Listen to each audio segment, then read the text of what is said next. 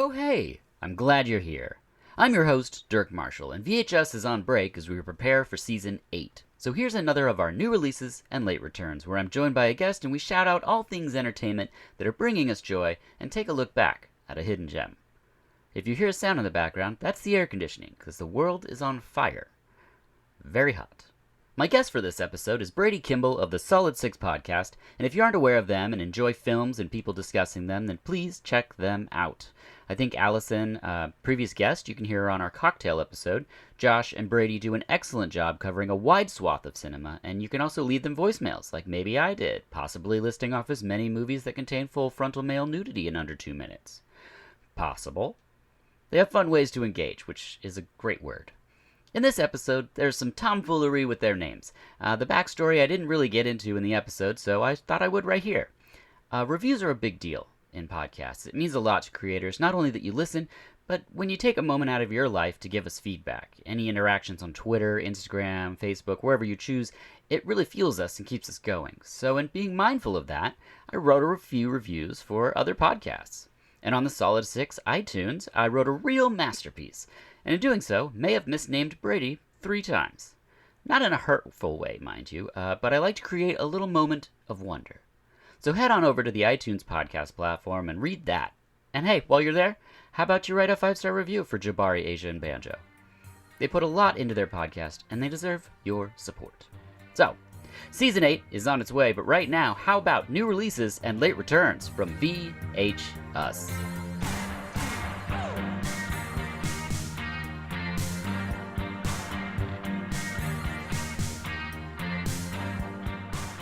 Hello, and welcome to VHS, the podcast that's on break. And while we're planning the next season of VHS and scheduling guests, we like to drop a few casual format episodes, which we like to call new releases and late returns, where I have a guest on and we shout out current things that are bringing us joy and entertainment, and then take a look back at a little gem.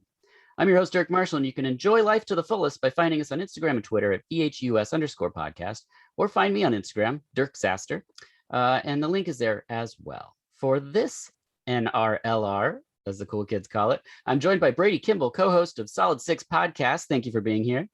Thanks, Dirk. I'm really excited to be here. Now, people can find you on Twitter at Brady Kimball. That's correct. All right. And also Solid Six podcast, as you guys do the Astron 6 thing, and I'll share a Twitter handle. Is that true? Yeah. Yep. Yeah. Exactly. Perfect. And if you wouldn't mind, just tell listeners what Solid Six is, because there aren't 6 of you. No, there are not 6 of us. Imagine a rating scale of 1 to 10 and settling in on that solid 6 rating.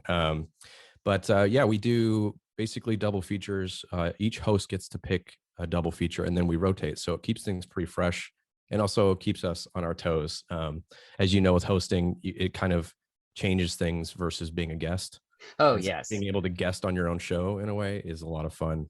Also, only getting 2 in, you get a little rusty after not doing 4 after 4, and then it's fun to kind of get the hosting back the hosting game back in. So it's a mixture of like lesser known movies, more known movies, and so it might feel like whiplash to people, but for us, it's like life's too short not to be into everything. That's one of the things I really like about the podcast is the variety. Could you just list off a couple of the recent double features? Yeah, so we did a Hustlers series with Paul Newman's The Hustler and J-Lo's Hustlers. We did a 70s Outsider Mob series with Gone with the Pope and Mikey and Nikki. We had a Allison's Goes Through Puberty series with She's All That and 10 Things I Hate About You. And now we're doing an experimental horror series with our recent Begotten release. Yeah, which is a great episode, by the way. I just tweeted today that not only have I never heard or met other people that have seen the film, but I've never heard of anyone having an enjoyable conversation about it. Not talking about the content of the film or the quality of it, but it's a dark piece of work. And so it's nice to hear the 3 of you friends talk about it. You have good charisma. And I'm speaking, of course, of you, Jorge, and Ambrosia. I'm so glad I'm not the one that's getting my name changed by you. Yeah. And for evidence of my name being said correctly. Oh my gosh. So people know I recently wrote a 5-star review, which completely. I enjoy Solid Six podcast. I enjoy the dynamic of the three people on it, which is Brady, Joshua, Josh or Joshua. just Yeah. Josh. Josh. I always Yep. get confused on the Joshuas. Like I don't know which way to go with it. So, I okay, usually call him Joshua when I'm saying something to him affectionately. okay, great, I don't Joshua. I don't know. And Yeah, I don't know if he likes it or not, but oh, okay. Damn it. I'm still in there. And Allison. Those are the three co-hosts. And it's great. I love the content, the friendship, the films that are picked. I never know which direction the podcast is going. So I highly recommend people seek out Solid Six Podcasts. That's why I have you on today. I appreciate it, Dirk. Of course. Where did your love of cinema come from? Oh, geez. I grew up watching things with my mom. She would record old Cary Grant movies, or we'd watch film noir movies. So she was a big like Perry Mason fan. Yeah. But then that carried over into movies. So yeah, it was mostly my mom actually, just watching movies on TV with her. Got it. I love that. As someone who has a 7-year-old daughter, I hope so much that she, goes the way of like loving film and things, just from the little bits of things I can show her so far. I'm not someone that's like plunging my kid, no judgment on anyone that does this, into like R-rated films and stuff. I just think she's got a lot of time to check out different tiers of education. Yeah. I mean, entertainment before I'm like, and this is Hellraiser 2. So, it's just, we'll get there. But it's why I hope she comes down here and she's like, what are these? And I'm like, she got mad at me a year ago because she pulled Aliens off the shelf and was like, let's watch this. And I was like, not yet. And she's like, oh, come on. And I was like, Yeah. That's the thing. Like when your parents like, no, and then you're like, oh, I'm going to watch it. Like I love all that stuff. So I'm glad you know the power and responsibility that you have. I grew up in a fairly conservative household, so it wasn't until I was like 12 that I saw like something like Psycho. I remember watching Psycho like a big deal, right? And the big reveal at the end with his mom was like horrifying. Oh yeah, as a kid. So we kept it pretty straight laced in my house. So I smuggled darker things in my teenage years on my own. Yeah, that's great. I fumbled through all kinds of stuff early on, but it didn't depreciate the impact of like random films. So like you can't really program any of it. I was on a podcast talking about Critters 2 because of all the films in the video store. That's the one that was like, I was the right age. It was like the perfect content in that film. And it like, I didn't realize horror could be funny too. And like, it just, that film out of all of them, I was just like, this is amazing. Like it was made just for me. The Critter Ball. Like I was just like, this is, I can't even explain it. And like, 5 years later, there's a different movie. And one of the things I love about cinema like that. And it's so like personal because someone else could watch it and just be like, this sucks, 1 star. And I'm like, yeah, but you just had a different experience, man. Like, yeah. Yeah, I also had the luxury of growing up in Salt Lake City where Sundance was. So we would get local discounts for the ticket packages. And so I was able to kind of keep an eye on things coming out. And I learned pretty quick, like, when Fox Searchlight or Weinstein Company at the time would come in to pick up movies, I would try to avoid those. Right. So it's like, I know these movies are coming out down the road. So I want to see stuff that I'd never be able to see. And so I fell down a pretty deep rabbit hole with that, with, lesser known stuff, and then eventually documentaries, and I made friends in that community. So I owe a lot to where I grew up there. That's so interesting. It's like the constraints, perhaps made you appreciate this more outsider moments and things because I don't know. I remember, I've spoken on it, so I'll keep it short, but like, that's what promo tapes in the video store were, because like you'd get them and there'd be nothing but like a sticker with just like typewriter print on it. And you'd be like, I don't know what this is, but I'm going to watch it. And it was never the people that had the money is where you got like Mylar balloons and like, pencils and foam fingers or whatever random POP came with it. But the ones that came with nothing, I was like, what is that? Because that's the person that's out there scrappy making the film happen. Yeah, that totally makes sense. I've never thought about it from that perspective before. Yeah. Oh, you could totally notice the difference. Like Space Camp had like all these, pendant flag things and all this stuff. And like, then you get like, there's something out there or whatever. And like, it's just a tape and you're like, I don't know, let's see what it is. And then it would just like blow your mind. Cause you're like, how, who, what? Like, and there was no information because there's no internet. So you're just left with just like there's things out there we got to find, like we got to go hunting for these things, and you do, so at this point, I like to start off with my opening question. How are you? I'm doing pretty well. Oh, good. I'm enjoying the slow thaw of the pandemic. Me too. It's been nice to feel a little bit freer to see people. Yeah. And thinking about actually going out of town with my wife. And there's a little bit of creativity and imagination that's kind of returning with that as well. So Yeah. you're talking to me at a good time. Where are you going? We're probably just going to go north of Washington. We're also looking at kind of outside of Spokane. So yeah, we're pretty naturey people. Not necessarily hiking. We like going to cabins and stuff, and then sitting inside and watching movies. Yes, same. So yeah, my wife came from Welch's area, and so we go up there a lot because it's like you can just get a cabin with a hot tub, and like there's trails and stuff that you can walk on. I'm not talking about hiking, and so we do that. We just went to this is such not for other podcasts, Depot Bay, and lovely time on the Oregon coast. We don't tend to go too far, but Oregon, Washington's it's perfect. And like you said, just go spend a little time going, well, this is pretty, and then just watch movies, hang out. All right, then on to new releases. So I like to start with print. So any current books, comics, or zines that you're into? Yeah, so when the pandemic happened, my reading of books really dropped off just because I used to commute by bus largely. And so now I'm just doing mostly reference books. So I've been reading that Canon Film Guide. You probably have seen. Yes. Austin Trunick, I think is his name.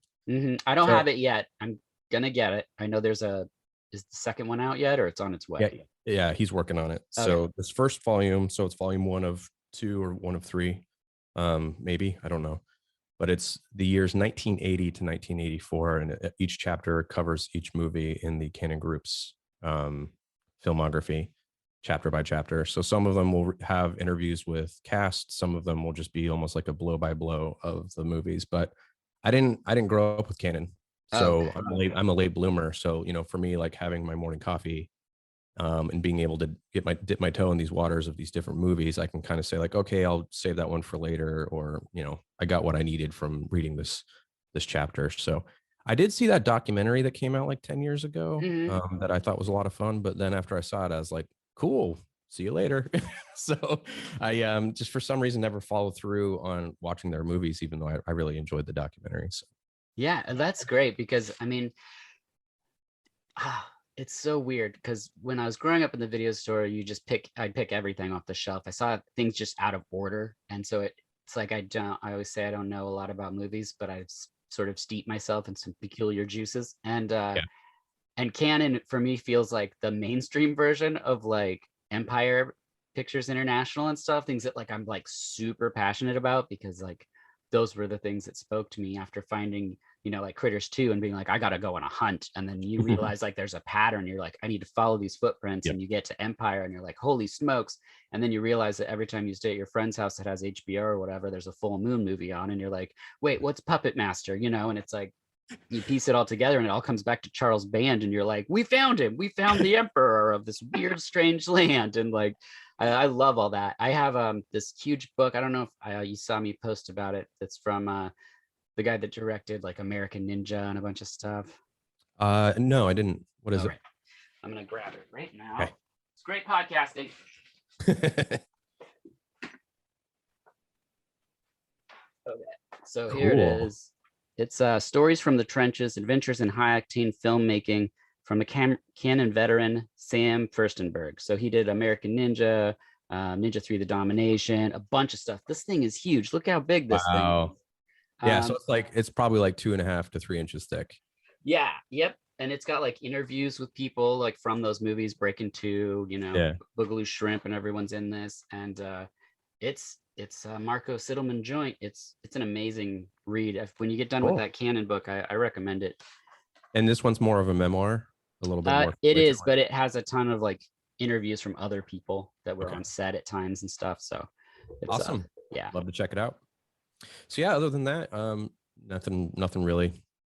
Um, in the last episode, I mentioned this one. I just wanted to reiterate Dying for Living, Volume 1. It's the Patrick Kilpatrick biography. Very, very much now that I've really dug into it, almost like little quips and things, like not an in-depth dive on, he's like, I was in this movie and this person killed me. And, just kind of moves on. It's a fun read, but really. Do you think he's just like telling Siri, like, is he writing his book through a voice recorder? Yeah, I think so.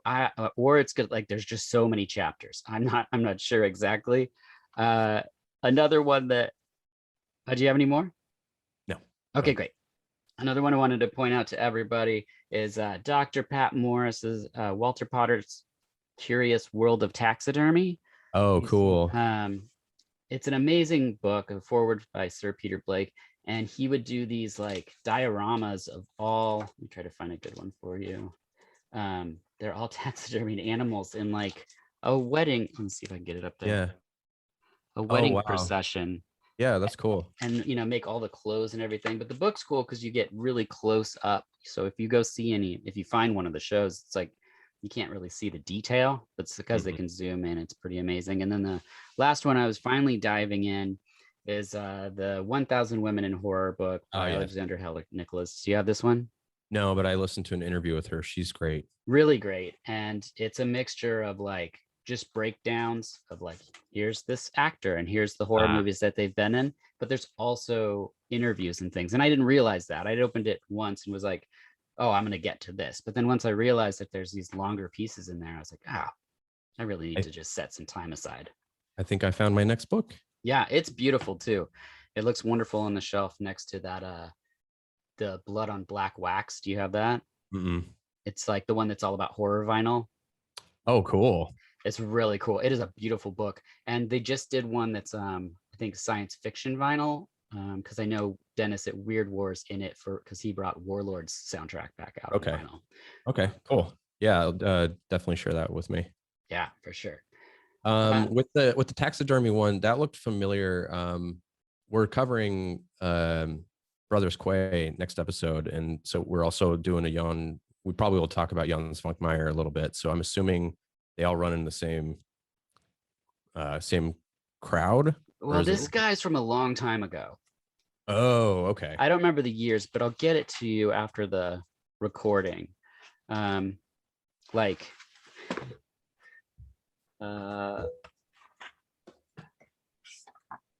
amongst yourselves. I'm just kidding. like 1861 type old. Okay. Yeah. Wow, so when this guy was doing stuff, people were just like, oh, lovely to see a squirrel this close. Like they weren't even disturbed by the fact that it's wearing a dress and having tea. But yeah, anyway. That reminds me, I've got a frozen crow's head in my freezer that's been sitting there for a year or two because my wife's best friend was going to get into taxidermy or something. And so we just happened to have a crow die in our backyard or something. And yeah, it was briefly mentioned a month or so ago. And I was like, okay. Just didn't think anything of it, but I'll have to ask after the show. What's the deal with the crow's head? Well, at least you know the origin of it, and there's not some witch putting a hex in your house like Conjuring 3 or something. Which brings us to video games. Any video games that you're into as of late? Yeah, so I tried to mix it up because I've done a lot of like twitchy, fast-paced games. I'm very much like an achievement-based gamer with a lot of trophy hunting and all that jazz. But I've decided to kind of sit back and feel the vibes of a game. And so I'm playing Disco Elysium. I don't know this. So Disco Elysium is a RPG that is from an indie studio, I believe out of Estonia, I want to say, but it follows a detective who wakes up one day from like a hangover. He doesn't know his name. He doesn't have his badge on him. And he's trying to solve a murder mystery in a town that he's visiting. And so you're piecing together not only the murder mystery, but your own identity.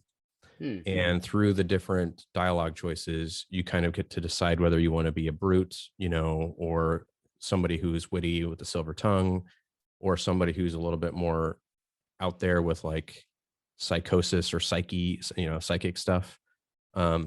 And so the mechanics are simple. It's like those old CRPGs, like I think Planescape Torment's probably the closest similarity. Lots of D&D dice rolls. So there's no like mechanics that are difficult. It's really just storytelling, and Okay. every single line of the game is narrated. It's insane how many lines of dialogue they have. So it very much is like a close my eyes and like kind of almost like an interactive audiobook. And the writing's phenomenal. There's a lot of stuff in there about not just identity, but also politics, right? So communism, fascism, Fun. yeah, nationalism. Yeah, it's pretty heady stuff, but it's definitely scratching the itch right now. Okay. Let's see. I wrote down E3 just happened, so clearly I follow up on all the E3 news. Yeah. Did you watch any of the streaming videos? I didn't. JL and I play like Rainbow Six Siege and some other like shooter stuff, but we only play against the AI. We don't play PvP games. We're too old. So Yeah. So we're excited about the new game that they're putting out that involves the Outbreak situation. Yeah, they had to change the name. Yeah, they certainly did, and that was smart. They've had to do things like that a few times. They had a game that was coming, the Patriots one or whatever, and then they were like, yoink. So yeah, I'm excited about that one. The last games we've played, we just kind of keep going back to stuff. We're like, let's just do this. It's casual, it's just like dad stuff. We're playing, our kids are asleep, and we're just kind of catching up about our day while we play. So Outlanders was pretty fun.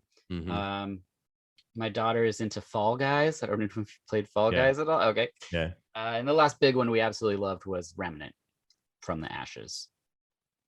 Is that a MMO or is that single player? It's a third person shooter, and it's what do the people call it? Dead Souls with guns.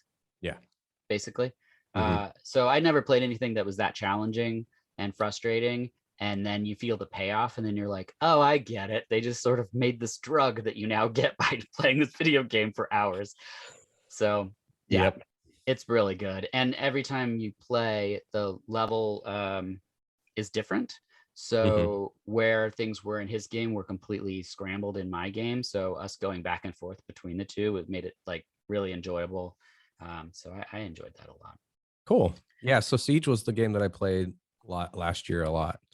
And I played online, and let's just say that community is toxic. Yeah. So being a grown-ass man with a day job and then having to deal with really toxic teenagers, it was like, okay, I got to figure something else out, because communication is very important in that game. Like the best teams, like if they're able to communicate and know the maps and everything, it's significantly more enjoyable. Yeah, that's why we enjoy playing just against the AI. Because we're not great, and it's still somewhat different every time, and then they make new maps and whatnot, and that's all we need. We don't I'm just not a competitive person anyway. I played one Call of Duty game and would last like 2 seconds, like literally 2 seconds. I would spawn and be killed, and I was like, why am I doing this? Like, I don't what is this for? So you're having an existential crisis playing Call of Duty. yeah. Why are we all here? Like, what is? So yeah, that wasn't for me. Yeah. Cool. Which brings us to music. Anything in music? Yeah, I'm really interested in what you're about to say. Yes. So I interrupted you, so you couldn't say it, which is bad podcasting. Because did you make the theme for the Solid Six podcast? I did. Okay, so I'm gonna guess, dabble in electronic music? I do. But you also, when you talk about music on Solid Six, I'm always like, is he talking about Hendrix or something? Like you talk about some sort of classic rocky sort of thing. So the breadth of your musical tastes, I'm just very interested in. So I am into many, many things with music. Yeah. So I mean, I've gone through different phases, right? So right now I would say I am really back into funk and soul and jazz. A lot of things that are without vocals actually. But I've gone through like really heavy like European dance phases, and a lot of the production that I'm into or that I've done is much more in like the hip hop beats community. And so yeah, I just kind of weave through a lot of that. But I'm into all sorts of stuff, including, folk and country and things like that. But I would say the vast majority of my time these days is funk, soul, and jazz. All right. Yeah. What currently? So, um, something local that you might be interested in. You might already know this, but it's the Albina Music Trust. Are you familiar with them? So this is a record label that was created by Bobby Smith, who's a DJ at X-Ray, the Night School show, which is a soul show. He teamed up with the World Arts Foundation, which is an African American nonprofit education group here, to reissue music from the 70s in the Albina district, from the Albina district. So funk and soul and jazz and stuff like that. So they just got started a couple years ago. So they only have like 4 or 5 releases, but they've done record release parties at like Holocene. So yeah, I like that label, and that's kind of also what I do is I follow a lot of like labels and DJs and stuff because again, busy, and I want to follow people who are really smart and spend their time doing this to Yeah. find lesser known things. And what's cool too with the reissue community is that there's booklets with photos and interviews, and so they'll often track down these musicians who still live around here who are reflecting back on experiences they had 30 or 40 years ago. And so, some of these musicians don't even remember the names of their bands they were in. Right. So yeah, I like music from the storytelling aspect as well. So Yeah, I love that. One of my favorite things was discovering samples in electronic music and then seeing the movies and hearing the sample and being like, wait, it's like a secret language. Like I know the thing that you're into, and it's like, it's really fantastic. So that's Albina, what was it? Music Trust. And they're reissuing music from the Portland area? Correct. That's amazing. Yeah, so they've done 4 or 5 releases. So a lot of the local shops have copies. I know Jared from Clinton Street Records has helped with some of the releases. I don't know how, maybe just financially or through word of mouth. But I was listening to Giles Peterson from BBC of all places, and he's like, "Hey, there's this new record from Portland," and I was like, "What?" So pretty cool. That's awesome. Yeah. Speaking of reissues, I'm still very into my Squarepusher Feed Me Weird Things reissue, which just came out. And like you said, I don't know if you have the vinyl. I don't. Okay. I had it in my cart, and then I was like, I don't need this right now. Yeah, understandable. I just drank a little more champagne and then just clicked the button. I was super happy about it. I didn't know it came with a booklet. And when I've had the CD since 1996. I don't remember. I remember the story on the back of how Aphex Twin found Squarepusher. Love the story. One of my favorite stories in all of music. And then the booklet for this, I mean, it just has little bits about every song and the equipment that he used to create it, and pictures of how young he was at the time. And I love all of that. My favorite is that theme from Ernest Borgnine he wrote because he wanted it to sound like flying, because he saw Ernest Borgnine as a helicopter pilot, which is Airwolf. So the fact that Tom Jenkinson wrote a song about Airwolf is the coolest thing to me. Yeah. I love it. It also highlights that he actually has a sense of humor, because I think a lot of those bedroom electronic musicians who are just like studio wizards, they seem like they're humorless, but they're Tucker, we're talking about you.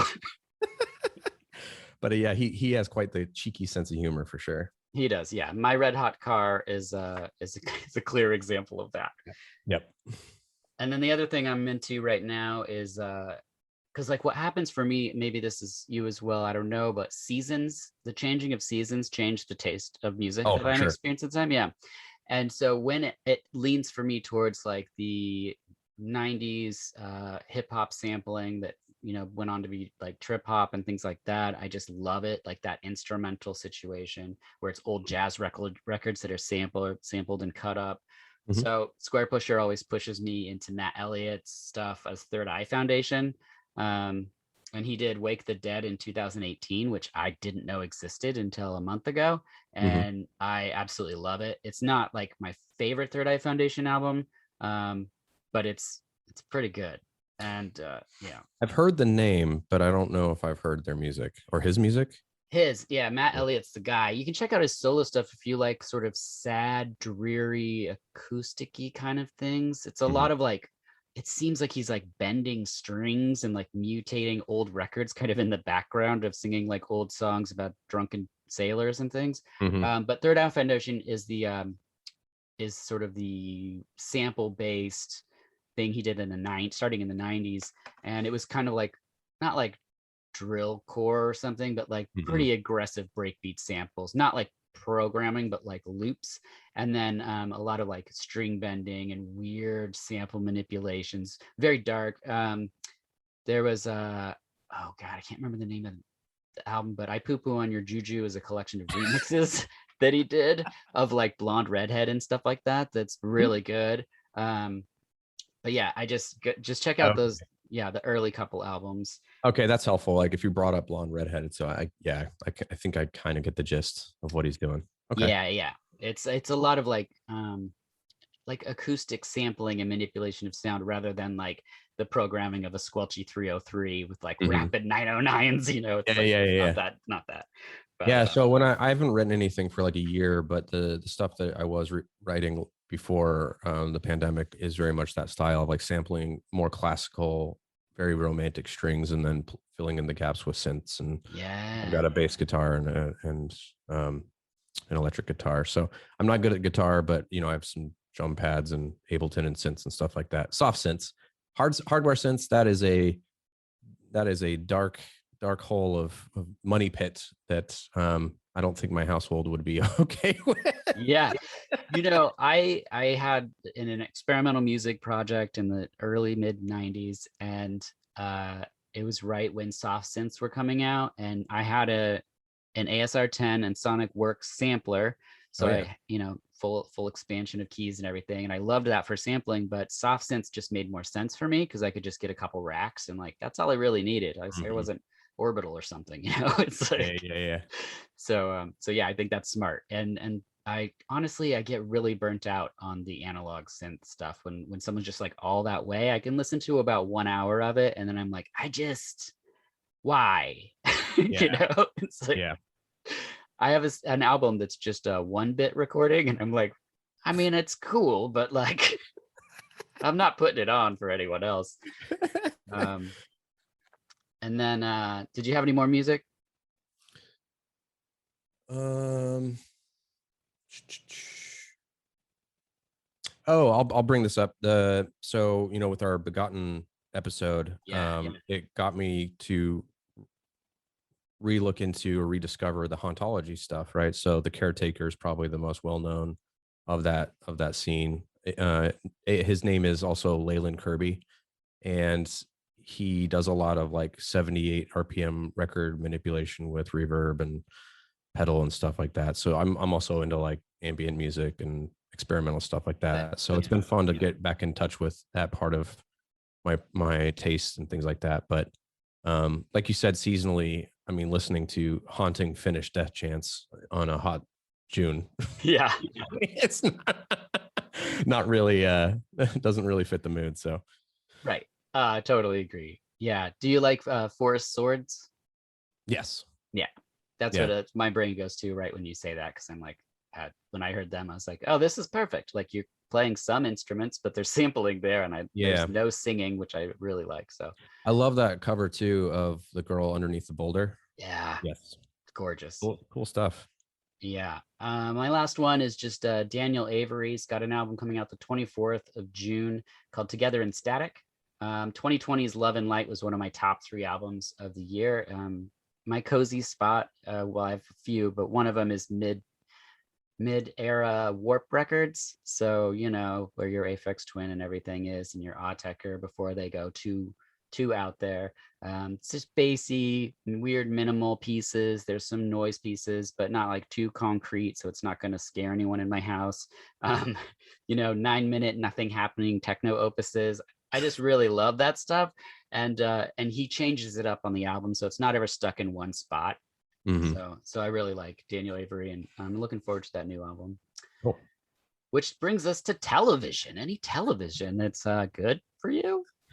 I started something recently, but I haven't come back to it, which is the Underground Railroad, the new Barry Jenkins Oh, miniseries. Yeah, I've heard hard stuff. yeah, it's not an easy watch, right? So this is based on the award-winning book, and so it's magical realism about enslaved people who are running away from um, uh, plantations, and it's the magical part is there is actually a train underground that this woman catches, and she's going from city to city. So every episode, I think, and we've only watched 3, but every episode's going to be showing her in like a different town, kind of showing how that town is responding to race relations at the time. And in the meantime, I think it's Joel Edgerton is the hunter who's trying to track her down. And so it's kind of this cat and mouse, but also her trying to settle into these different towns. So Barry Jenkins is amazing. Moonlight was one of the more moving experiences I've had in a movie theater. And it's just so fun to watch somebody who can basically control every part of the craft of making movies. Um, and with him, what's notable as a fellow music lover is his use of sound and music is kind of unprecedented, actually. To see somebody who knows how to have the swells and the volume and using electronic score in a period piece, really thoughtfully, really intelligently. It's a very emotional and visceral experience. But like you said, it's heavy subject matter, so we've put it down the last couple of weeks. Yeah, I So there's intend 10. to show it the respect it deserves, but Yeah. it's like I'm like, could I just have like a couple years of just puppies and stuff? Like I just Yeah. feel like this year has been plus change has been so dark and hard that even watching Sweet Tooth or whatever the Netflix show was I Mhm. just finished, I was just like, it's too close. Like I just want to watch Frankenhooker for a year and a half and just like have a good time and you know.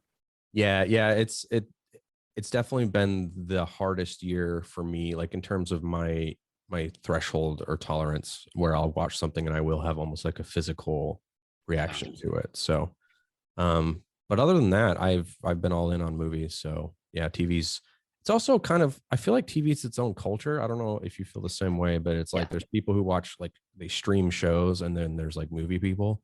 So I talk to people at work about stuff. I'm like, oh, I'm like doing this thing or I'm doing that thing. And then they just look at me like I'm crazy. And Hmm. then they're like, oh, I binge watched this series. And I'm like, how many television shows are there now? I can't keep up. So Yeah, endless amounts. yeah. It's when we handle emails, is usually in the evening. And so I don't want to watch a movie when I'm Mm, doing that because I like to just watch the movie and be totally invested in it. But television, I'm like, they should have been able to wrap this up. You don't need 10 hours to tell this story. So I'm like, I don't need to pay that much attention. So we'll use TV that way. And the one we watched was Flack, which is a TV series with Anna Paquin. It's about a PR firm and how they sort of spin stuff, you know. So a celebrity gets caught with their pants down. Like, how do we spin this so that they're a hero or whatever? mhm, And you know, it's fine. It's entertaining. It's not. It's low stakes. There's nobody mhm. screaming at each other. Like we were just watching some show and everyone was so insufferable in this show and I was like, what is this for? Like, who? I don't want to spend 6 hours with these people. I don't even want to spend 1 hour with these people. Like, so I like that's what I need from television is like Mhm. just give me just be talking in the background is all I need, really. That's all I need. Yeah. But that brings us to movies. Anything in film you're enjoying lately? So you saw me post this on our Twitter, but watched the first Beastmaster for the Oh, first time. So I picked up the Vinegar Syndrome 4K disc, and my wife and I watched that the other night, and we loved it. that Um, that's fascinating because does Utah not have cable? Because Beastmaster played for like yeah, 30 years on television. yeah, it's funny you say that. So it was an HBO show, right? Or HBO was the one that. No, but it would play on like TBS and stuff.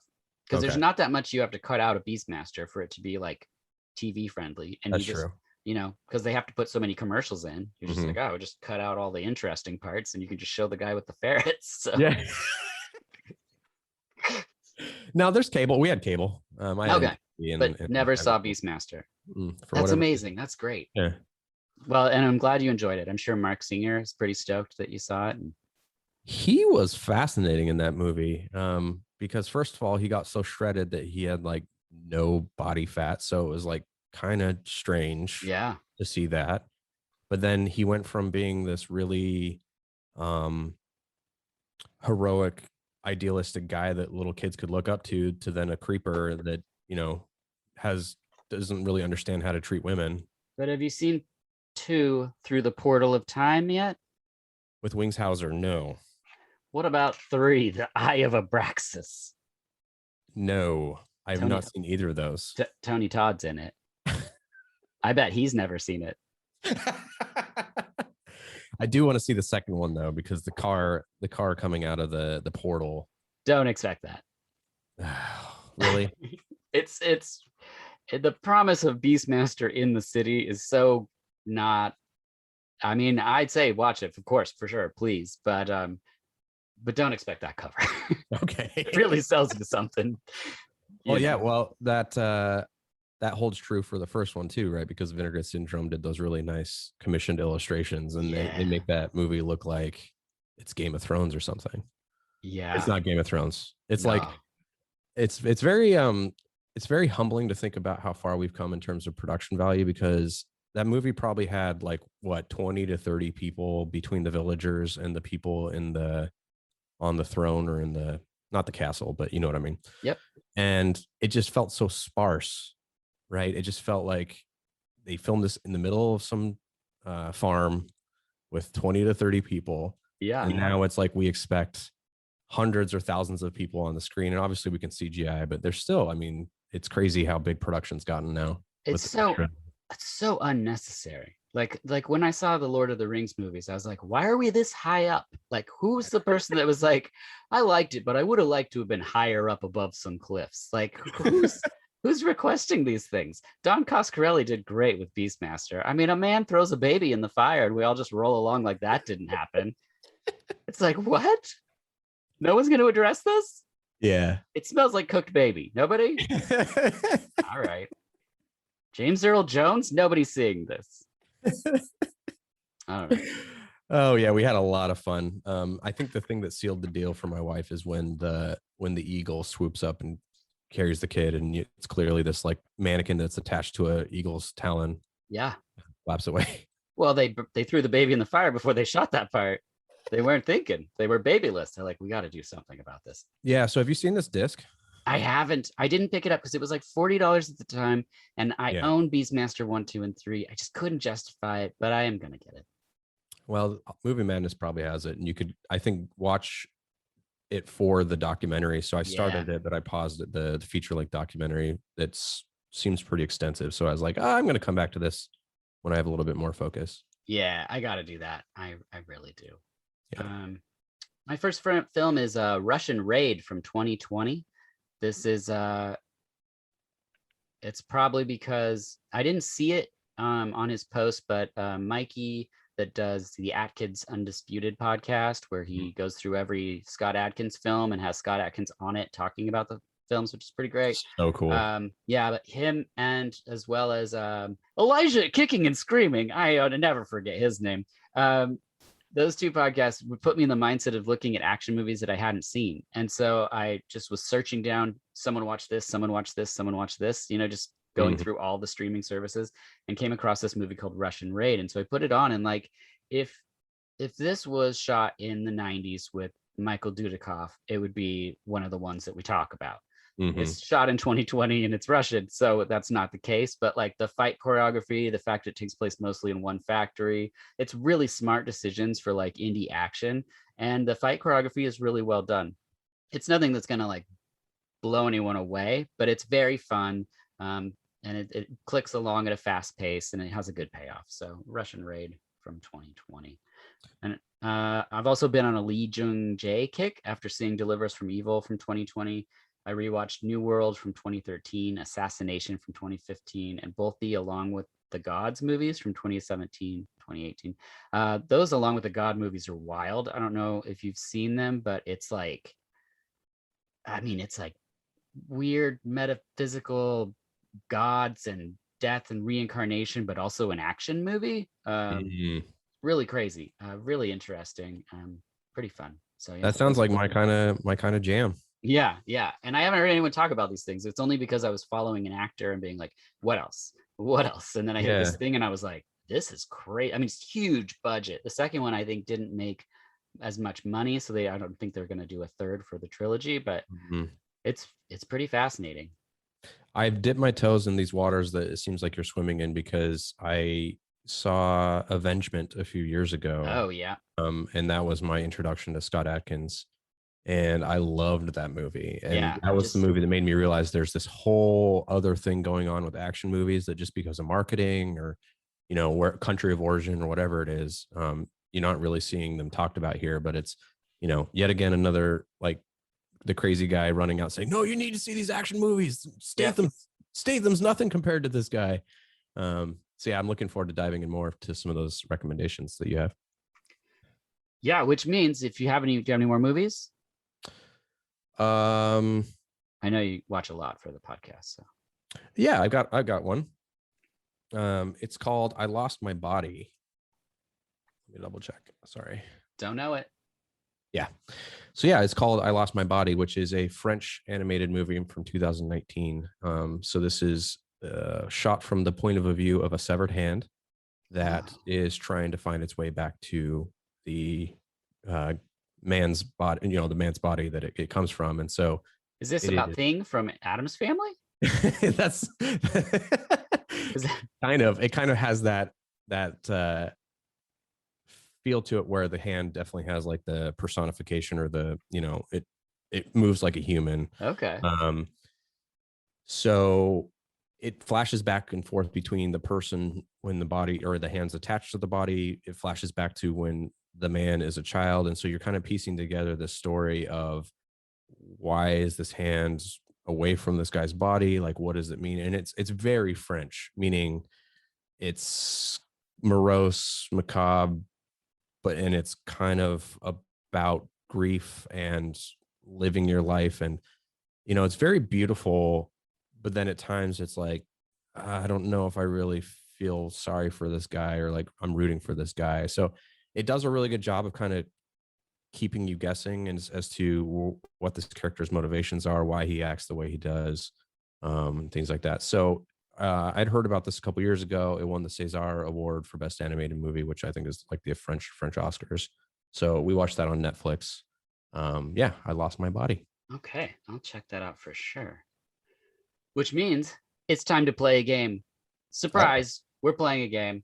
And it's called Real Cat Actor or R&B hip hop artist or both. Okay. Number 1, Post Me Alone. I'm just kidding. I made that up. I don't have a cat and I haven't trained it yet to rap. But if we go into lockdown again, everyone wait for the mixtape that will be fire from Mewpak Shakur. Anybody? Okay. So the real number 1, Vito Vincent. The answer could be a cat actor or hip hop R&B artist or both. So a cat actor in this case is actually a cat that when the credits roll, that is their name. Yes. Jeez.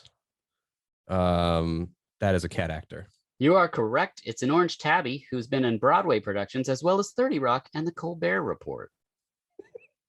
Number 3, Mary J. Blige. R&B singer. Yeah, correct. Number 4. These numbers are off. Cracker Jack and Pumpkin. I want to say both. That's a great guess, but they are Red Persians that played the Crookshanks in Harry Potter. Oh, okay. I don't even know what that means, but all right. Yeah. Okay, next we have Pebbles. That's got to be. Oh, I almost said both, but it's got to be just a cat. Incorrect. It's both.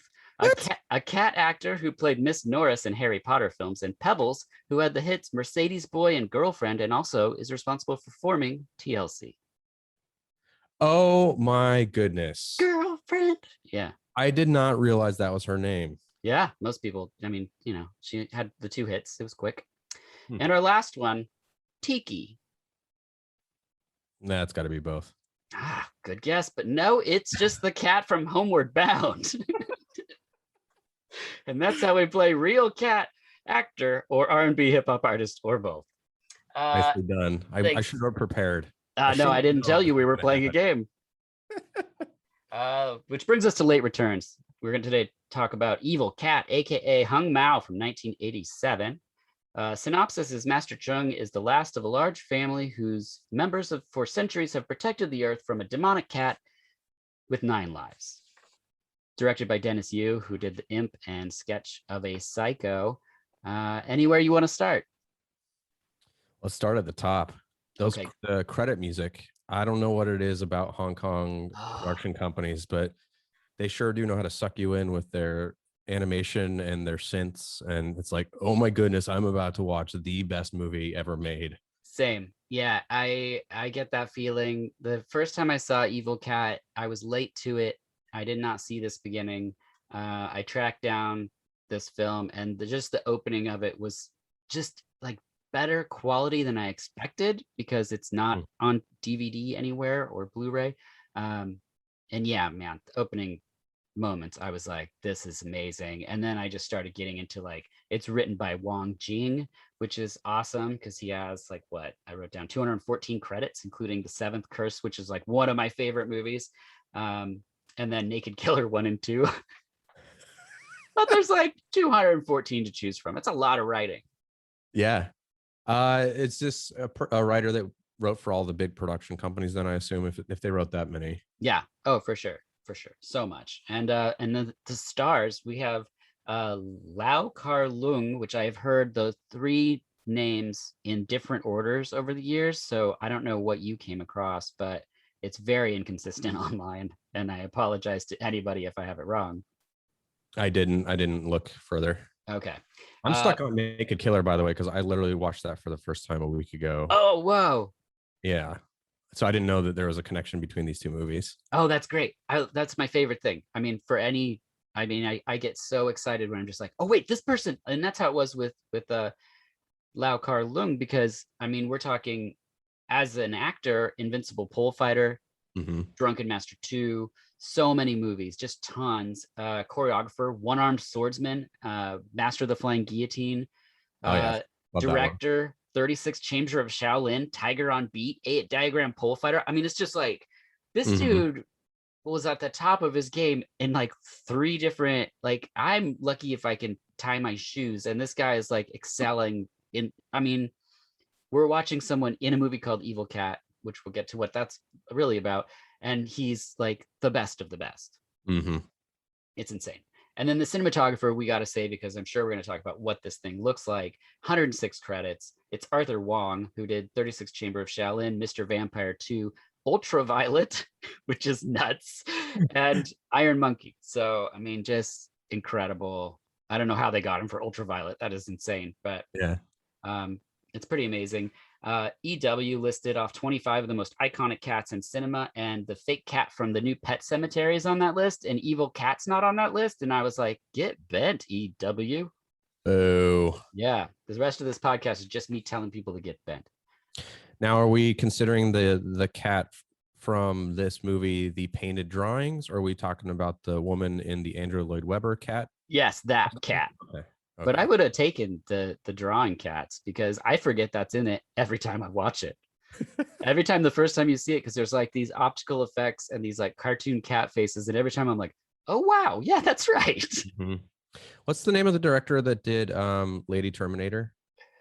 Oh my god, I can't believe you just mentioned that, because I have that right here. I just upgraded to DVD. Oh yeah. Yeah, from Mondo Macabra. Jaleel Jackson. Yes, so he used a lot of those painting. It kind of reminded me of that same style. Because what was the movie before that? I saw the movie before that, before Lady Terminator. It's more well known. Bad with chronography and the word. Yeah. It was the one where the woman's head is off her body and floating around, and she eats people's babies. Mystics in Bali. Oh yeah, that is way more respected than this movie. So yeah, it has a lot of this kind of lightning animation special effects, if I recall correctly. Yeah, no, I think you're right. I feel like there were people that saw 1984's Ghostbusters, and it really had some effects on them. Yes. No pun intended. Uh, I mean, starting in the beginning, I love the opening shot in the quarry. I think that part where that's when I was started to be like, who's the cinematographer on this? Because I was not expecting just the angles that they're finding to make things like a bulldozer look interesting. Hmm. I mean, there's stylistic choices that are happening. I was like, I mean, everyone seems to be firing on all cylinders for this thing. Yep. It's got that quick editing, and you're like all of a sudden you're in a flashback, and there's like a firecracker or firework that is lit and thrown like a disc grenade, Yeah. and fishing nets and people jumping all over the place, and then it cuts back to modern time or the current times, and yeah, this is all within the first 10 minutes. I was like, this movie's gonna go places. Yeah. Well, and you told me you were watching or had watched Mr. Vampire. I had start that of that list that I sent you, that was the one that I just started, so Right. I didn't get very far. So for me personally, I had seen Mr. Vampire back in the day, remembered not much, which is shocking, but I used to just put movies on and do stuff all the time because I just had them. So I'd be listening to probably Square Pusher or something, and I would put on a movie with the sound off. And so some things I'm like, I've seen that when really I haven't. It just played in the background. Mhm. But when I watched Rigor Mortis from 2013, have you seen that? Mhm. Um, so it's this director who got four or five, I think it's five of the original actors from Mr. Vampire and the Mr. Vampire series to be in a new telling of those stories. So it has all the elements with no exposition. So like they're using string and chalk and stuff to capture these hopping vampires, and they're writing these little like spells and putting them on their foreheads. As a Westerner, like unversed in this world, I watched it and it was like David Lynch. I was just like, what Mhm. is this thing? I went on the Screen Radar podcast to talk about it because I was just like, no, like I love this movie and no one's watched this thing. The effects Mhm. are fantastic.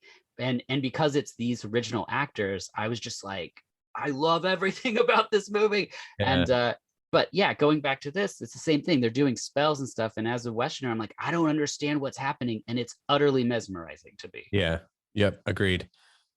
So then it kind of settles into a little bit more of I'd almost, I was thinking about this before recording, of like a killer on the loose Mm-hmm. style movie, and not necessarily like a killer on the loose, like a horror movie, but more like a procedural cop movie in a way. Does that make sense? Yeah, it's like they saw Karate Kid and Ghostbusters and one of those like soul jumping body swap type movies, and we're like, we'll just put this together with cats. Yeah. Because it's like it has this like guy learning from the sensei how to like beat the cat, and like, there's that whole sequence in the middle, and the effects just for me are so like cozy 80s Hmm. Ghostbuster strangeness. And yeah, and then there's that procedural element where this thing is going from person to person, and then Yeah. they're turning into cat type things. It's great too because the copy that we watched, the translation's not the best, Yes. but that adds to the charm of it, because between the really rapid fire editing and the translation, it's like, what is going on? I'm Yeah. trying to keep up, but it's fun. It's not confusing in a bad way. It's more like, okay, where's this going? Yeah, I have a couple that are like that, where it's like, because I had to order it from like Indonesia or someplace, and I got Mhm. one, and it was like the DVD out the case is like written in one language, the subtitles are in Greek, and then the dubbing is in English, and so you're just like, wait, what is this? This isn't, Yeah. none of this is matching up, and it just, for me, it just makes me love it like even more. It's just like I love the layers of strangeness that have been applied to Yeah. this thing. Now, you said you saw this 3 times. Did you see film copy of this before? No, I never saw a film. I saw VHS tape. Hmm. And then, then I watched this copy when I got it. And Hmm. then, like I told you, I was having some beverages. And so then I was like, I should probably rewatch that for the Yeah. podcast, because otherwise I'd be like, what happens? Yeah. Because aside from the image of the final cat person, um, there's a lot that happens in this. There's a part where a businessman's eating a fish out of a pond that like you'd think I'd remember, but somehow slipped past me. It's pretty amazing. One of my favorite parts is when the pop singer comes out of the building after singing a song for way too long, and Mm. and the group is there, and he's like, he just goes off with this other lady and gets in her car, and she backs through the crowd, and one of the ladies just casually says, "I'll never forget you, bitch." And I was like, I don't think that's what she said, but it's Yeah, really good. there are some good ones. The one that came to mind for me was uh the when Mr. Fon, the Yes. the head honcho of this corporation, the holding company, whatever they actually do business, right? Yeah. They Business. transact business. We never Hmm. find out. Um, and there's a comment about the car. Is it him that's in the car, or is it the? But there's a quote that says, "But shit, this is not your daddy's car," Yeah. Yes. because he gets in the car with the woman or something like that. Is it Miss Yeah. Tina? Miss Tina? That's his Uh, receptionist. So that was okay. So now, that was the other thing that was going on here, is that, like, yes. as is the case with a lot of movies at the time, like, women are kind of not treated great in this movie. Oh yeah, there's some pretty terrible stuff. And I so mean, not because like, I shouldn't say it like that so that people freak out, but it's like there's some they're slapping and some they're tying up on a treated pole. yeah, they're treated like they're window dressing for the movie, Yeah. right? Is that a fair way to say it? Yeah. I think it's Um very like I mean, culturally, I don't know. I don't want to. Expected. I'll just go with what you said. Yeah. And so because you have the women kind of coming in and out of the movie, it's like, okay, which, like, Miss Tina, who ended up being the one that was, or Mimi, Miss Tina or Miss Mimi, I can't remember. Miss I don't Tina. know, because a lot of the names they're using don't match with IMDb.